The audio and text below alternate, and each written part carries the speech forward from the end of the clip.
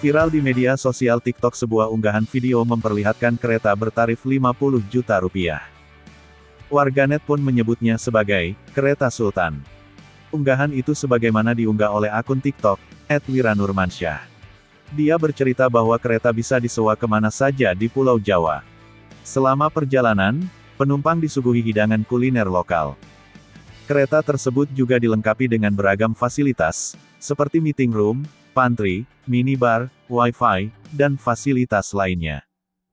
Harga sewa kereta Sultan itu disebut sekitar 50 juta rupiah.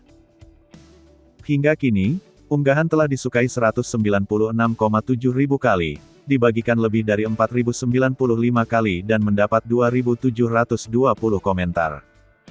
Video juga telah dilihat lebih dari 2,2 juta kali.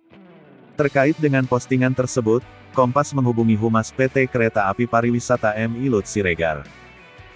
Saat dihubungi, dia mengatakan, kereta istimewa merupakan kereta rel diesel, KRD, yang terdiri dari dua rangkaian kereta yang berbeda.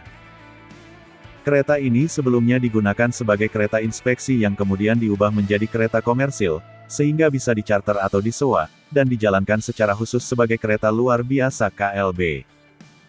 Menurut dia, kereta istimewa bisa digunakan untuk berbagai kegiatan seperti bisnis, rapat, gathering dan peluncuran produk baru.